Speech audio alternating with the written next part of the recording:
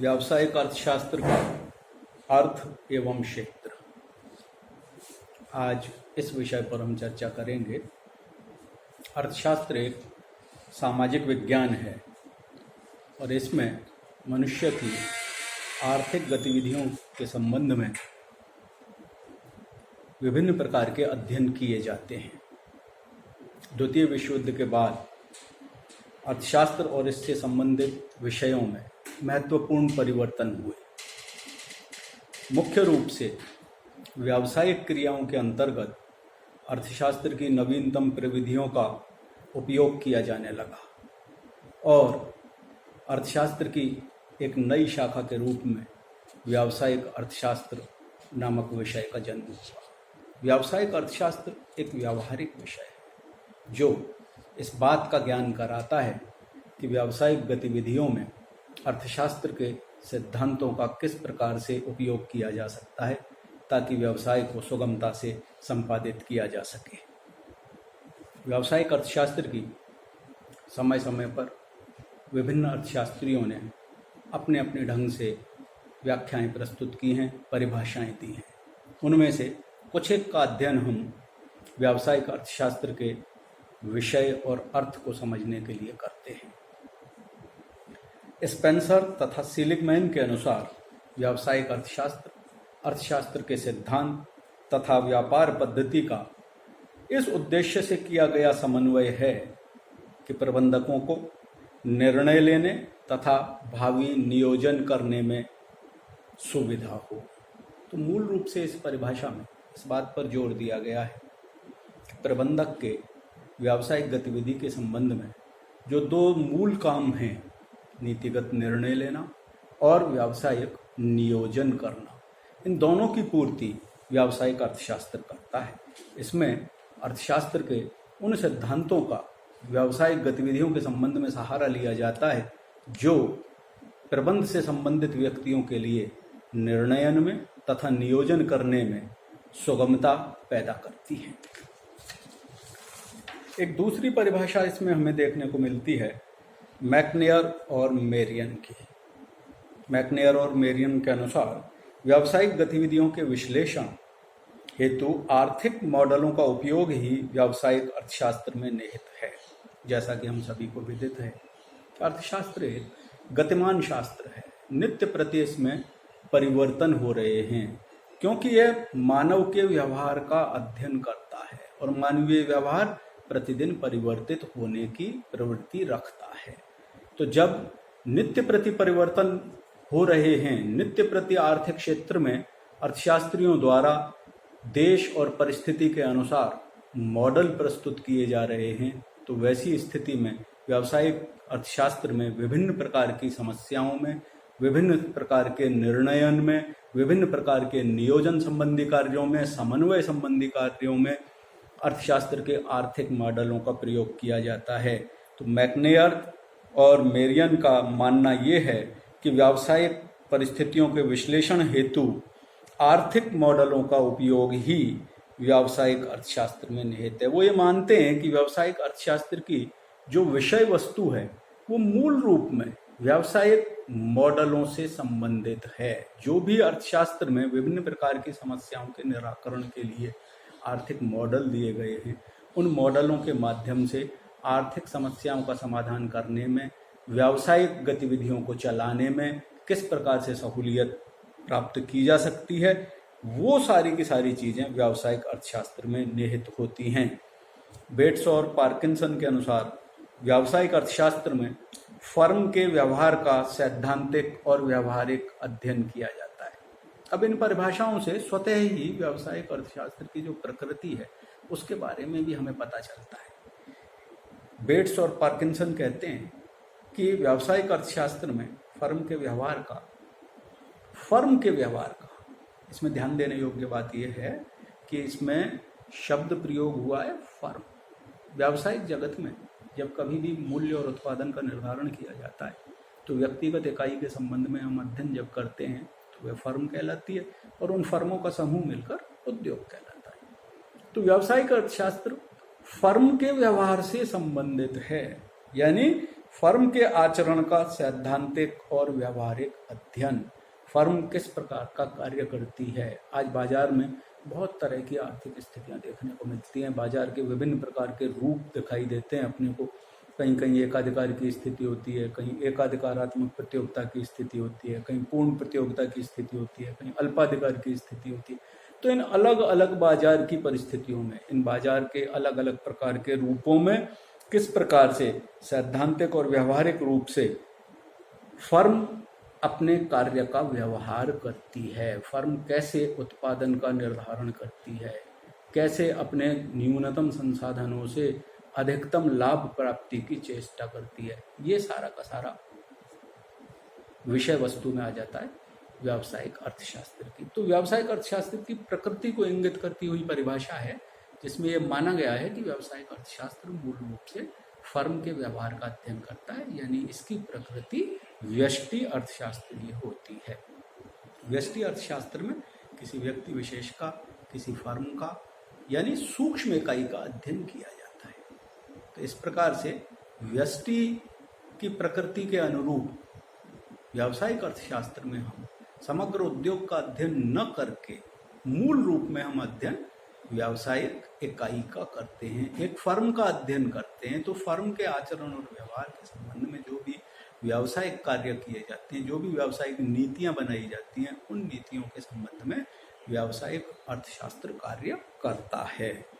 तो ये जितनी भी परिभाषाएं अपन ने अभी देखी हैं, इन तीनों परिभाषाओं के को समग्र रूप में जब अपन अध्ययन करने के बाद में, तो अपन ये कह सकते हैं कि व्यावसायिक अर्थशास्त्र ज्ञान की वो शाखा है जिसमें आर्थिक विश्लेषण के सिद्धांतों का व्यावसायिक प्रबंध की समस्याओं के समाधान करने और नीति निर्धारण करने हेतु प्रयोग किया जाता है। यानी कि आर्थिक विश्लेषण के सिद्धांत काम में लिए जाते हैं। अर्थशास्त्र का कौन सा हिस्सा काम में लिया? अर्थशास्त्र के सिद्धांत काम में लिए। कहाँ काम में लिए? व्यावसायिक नीतियों के निर्धारण में या व्यावसायिक प्रबंध की समस्याओं के समाधान करने में। व्यावसायिक प्रबंधन के सामने जो समस्याएं आती हैं, उन समस्याओं को दूर करने में अर्थशास्त्र के कौन कौन से सिद्धांत, कौन कौन से मॉडल काम आ सकते हैं, उन सब पर विचार, उन सब का विश्लेषण, उन सभी तकनीकों का प्रयोग व्यावसायिक अर्थशास्त्र के अंतर्गत किया जाता है। यह अर्थशास्त्र व्यावसायिक प्रबंध की सीमा पर स्थित है और व्यावसायिक प्रबंध के मध्य सेतु प्रबंधन का कार्य करता है। व्यावसायिक अर्थशास्त्र व्यावसायिक जो प्रबंधन है और अर्थशास्त्र की जो नीतियां हैं, उन दोनों के बीच में एक सेतु का काम व्यावसायिक अर्थशास्त्र करता है। बिजनेस इकोनॉमिक्स मूल रूप में जो आर्थिक सिद्धांत हमारे पास उपलब्ध हैं और जो व्यावहारिक समस्याएं या व्यावहारिक विभिन्न प्रकार के कार्य एक प्रबंधक को करने होते हैं, उन दोनों के बीच में एक सेतु के रूप में काम करता है। यानी कि उन व्यावहारिक समस्याओं के समाधान के लिए अर्थशास्त्रीय विभिन्न मॉडल्स का, अर्थशास्त्रीय विश्लेषणों का, अर्थशास्त्रीय नियमों का उपयोग व्यावसायिक अर्थशास्त्र सुगमता से उपलब्ध कराता है। तो इन परिभाषाओं का अध्ययन करने के बाद अब एक बात बड़ी स्पष्ट हो जाती है अपने सामने कि व्यावसायिक अर्थशास्त्र जो विषय है, इसकी विशेषताएं कौन कौन सी होंगी। जब हमने व्यावसायिक अर्थशास्त्र की परिभाषाओं का अध्ययन कर लिया, तो अब नेक्स्ट बात आती है कि व्यावसायिक अर्थशास्त्र की विशेषताएं कौन कौन सी। तो सबसे पहली विशेषता है कि इसका स्वरूप व्यष्टि अर्थशास्त्रीय है। जैसा कि मैकनियर की परिभाषा में भी बड़ा स्पष्ट दिया हुआ था कि उन्होंने जो बात कही और इसके बाद बेट्स और पार्किंसन ने कही, इन दोनों विद्वानों की बातों से ये निष्कर्ष निकला था कि इसका जो स्वभाव है वह व्यष्टि अर्थशास्त्री है। इसमें हम सूक्ष्म इकाई का अध्ययन करते हैं, एक व्यक्तिगत फर्म के व्यवहार का अध्ययन करते हैं। एक व्यक्तिगत फर्म जिस भी बाजार की स्थिति में काम कर रही है, उस स्थिति में अधिकतम लाभ प्राप्ति वो किस प्रकार से कर सकती है वर्तमान संसाधनों के आधार पर। तो यह मूल रूप में व्यष्टि अर्थशास्त्री प्रकृति का है। दूसरी जो इसकी विशेषता निकल कर आती है वह आती है फर्म सिद्धांत। औद्योगिक जगत के मूल्य निर्धारण के संबंध में जब हम व्याख्या करते हैं तो वहाँ हम पाते हैं कि वहाँ अनेकों व्यावसायिक फर्में व्यक्तिगत रूप में कार्य कर रही होती हैं और समग्र रूप में उन सभी के समूह को मिलाकर उद्योग कहा जाता है। जैसे चीनी बनाने की अनेक इकाइयाँ, अनेक मिलें देश में काम कर रही हैं, लेकिन जब अपन चीनी उद्योग की बात करते हैं तो समग्र रूप में उन सभी इकाइयों का योग मिलकर के चीनी उद्योग कहलाता है। जब हम व्यावसायिक अर्थशास्त्र की विशेषताओं का अध्ययन कर रहे होते हैं तो उस स्थिति में हम ये पाते हैं कि व्यावसायिक अर्थशास्त्र फर्म के व्यवहार से संबंध रखता है। इसलिए इसके अंतर्गत हम समष्टि रूप का अध्ययन नहीं करके व्यष्टि अर्थशास्त्रीय स्वरूप का अध्ययन करते हैं और फर्म के व्यवहार का अध्ययन करते हैं, जिसके अंतर्गत हम ये पता लगाने की कोशिश करते हैं कि फर्म के महत्वपूर्ण जो उद्देश्य हैं, यानी प्रमुख रूप से उद्देश्य तो होता है फर्म का लाभ कमाना, उस लाभ कमाने के उद्देश्य को एक व्यक्तिगत फर्म अर्थशास्त्र के सिद्धांतों का प्रयोग करते हुए किस प्रकार से प्राप्त कर सकती है। तीसरा इसका जो विशेषता आती है वो है समष्टि अर्थशास्त्र भी उसमें उपयोगी है। हालांकि देश में जब अपन देखते हैं तो विभिन्न स्थानों पर अनेक व्यक्तिगत फर्में विभिन्न प्रकार की वस्तुओं का उत्पादन कर रही होती है। आप किसी भी उद्योग को देख लें, अपने राष्ट्र के जितने भी प्रांत हैं, लगभग सभी प्रांतों में लगभग सभी प्रकार के उद्योग अपने को देखने को मिल जाते हैं। हाँ, कुछ एक प्रांतों में उनकी संख्या बहुतायत में होती है और कुछ एक में नगण्य मात्र ही कही जा सकती है, लेकिन फिर भी ये बिखराव होता है। फर्में बहुत जगह पर काम कर रही होती हैं, लेकिन राष्ट्र में जो नीतियाँ तैयार होती हैं अर्थव्यवस्था के लिए समग्र रूप में नीति तैयार होती है। मान लीजिए उदाहरण के तौर पर अपन देखते हैं तो चीनी की मिलें अपने को उत्तर प्रदेश के अलावा अन्य राज्यों में भी देखने को मिलती हैं और अनेक फर्में वहाँ काम कर रही हैं व्यक्तिगत रूप से। लेकिन जब सरकार की नीति बनती है तो वो चीनी उद्योग के संबंध में नीति बनती है और उस नीति का पालन उस व्यक्तिगत फर्म को भी करना पड़ता है। तो जब समग्र रूप में अर्थव्यवस्था में समष्टि स्तर पर कोई निर्णय होते हैं, वो सभी निर्णय व्यक्तिगत फर्मों पर भी उसी प्रकार से लागू होते हैं जैसे कि उद्योग पर लागू हों, क्योंकि उस उद्योग का वह व्यक्तिगत फर्म एक पार्ट होती है। इसलिए व्यावसायिक अर्थशास्त्र का जब भी अध्ययन किया जाता है तो एक विशेषता के रूप में हम ये भी पाते हैं कि व्यावसायिक अर्थशास्त्र के अंतर्गत हम समष्टि अर्थशास्त्र को पूरी तरह से त्याज्य नहीं कर सकते, उसे छोड़ नहीं सकते, क्योंकि जो समग्र की नीतियां हैं, जो राष्ट्र की नीतियां हैं, वो राष्ट्र की नीतियों के संबंध में औद्योगिक नीति है, कर नीति है, विदेशी व्यापार नीति है, श्रम नीति है, इन सब का पालन व्यक्तिगत फर्म को भी करना होता है। तो इस प्रकार से व्यावसायिक अर्थशास्त्र की विशेषताओं में महत्वपूर्ण विशेषता यह भी हो जाती है कि इस व्यावसायिक अर्थशास्त्र के निर्धारण में, इस व्यावसायिक अर्थशास्त्र की व्यक्तिगत फर्मों के व्यवहार का अध्ययन करने में समष्टि अर्थशास्त्र का भी उपयोग किया जाना आवश्यक हो जाता है।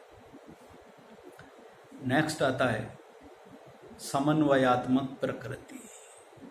व्यष्टि अर्थशास्त्र की प्रकृति समन्वयात्मक है। यह जो व्यावसायिक अर्थशास्त्र है, इस व्यावसायिक अर्थशास्त्र के अंतर्गत हम व्यष्टि अर्थशास्त्र की समन्वयात्मक प्रवृत्ति तथा समष्टि अर्थशास्त्र की समन्वयात्मक प्रवृत्ति, इन दोनों ही प्रवृत्तियों का एक समन्वय रूप देखते हैं। यानी कि व्यावसायिक अर्थशास्त्र के अंतर्गत व्यष्टि और समष्टि अर्थशास्त्र दोनों से संबंधित नीतियां देखने को मिलती हैं और इनका एक उचित संयोजन, इनका एक संयोग और समन्वय हमें इसमें देखने को मिलता है। विज्ञान व कला दोनों ही। विज्ञान व्यवस्थित ज्ञान, विशिष्ट ज्ञान, चूंकि व्यावसायिक अर्थशास्त्र का एक पार्ट है। अर्थशास्त्र अपने आप में एक विज्ञान है। यह एक सामाजिक विज्ञान है क्योंकि मानवीय व्यवहार का अध्ययन करता है। इसके भी विभिन्न प्रकार के सिद्धांत हैं, नियम हैं, जो एक विशिष्ट प्रकार की प्रवृत्ति में विज्ञान में जैसे नतीजे आते हैं, जो परिणाम आते हैं, ठीक उसी प्रकार के परिणाम अर्थशास्त्र में भी प्राप्त होते हैं। कला, अपन इसको इस रूप में मान लेते हैं कि ये कला हमको किसी भी काम को श्रेष्ठ तरीके से करना सिखाती है। तो व्यवसाय को चलाने में किस प्रकार से श्रेष्ठता हासिल की जाए, ये बात कला के माध्यम से समझ में आती है। तो व्यावसायिक अर्थशास्त्र में विज्ञान और कला दोनों का ही समन्वय हमको देखने को मिलता है। व्यावसायिक अर्थशास्त्र में चूंकि अर्थशास्त्र के सिद्धांतों का हम अध्ययन करते हैं जो व्यावसायिक गतिविधियों में काम आते हैं, तो उन सिद्धांतों को हम किस तरह से कुशलतापूर्वक व्यावसायिक नीतियों के निर्धारण में काम में ले सकते हैं और कैसे कला के रूप में हम व्यावसायिक अर्थशास्त्र का उपयोग करके एक व्यावसायिक फर्म को अधिकतम लाभ प्राप्ति करा सकते हैं। और इसका एक लास्ट पॉइंट आता है अधिक परिष्कृत विषय। व्यावसायिक अर्थशास्त्र सामान्य अर्थशास्त्र से थोड़ा हटकर है। अर्थशास्त्र के बारे में सामान्य रूप में जो एक धारणा रहती है वो ये रहती है कि इसमें धन से संबंधी क्रियाओं का अध्ययन किया जाता है, तो सिर्फ एक धन से संबंधित क्रियाएं नहीं हो करके व्यावसायिक अर्थशास्त्र का स्वरूप परिष्कृत हो गया। इसमें गणितीय विधियां भी इसी तरह से कंप्यूटर का सहारा लेकर के, टाइम सीरीज का सहारा लेकर के, आधुनिक जो विभिन्न प्रकार के मॉडल अर्थशास्त्र में आ रहे हैं, इन सब का प्रयोग करके व्यावसायिक अर्थशास्त्री या प्रबंधकीय अर्थशास्त्री अपने व्यवसाय का कुशल संयोजन कर पाता है। तो ये परिष्कृत विषय के रूप में द्वितीय विश्व युद्ध के बाद में जो परिदृश्य देखने को अपने को मिलता है विश्व की अर्थव्यवस्थाओं के मध्य, वहाँ हम ये पाते हैं कि व्यावसायिक अर्थशास्त्र एक परिष्कृत रूप में हमें वहाँ दिखाई देता है। धन्यवाद।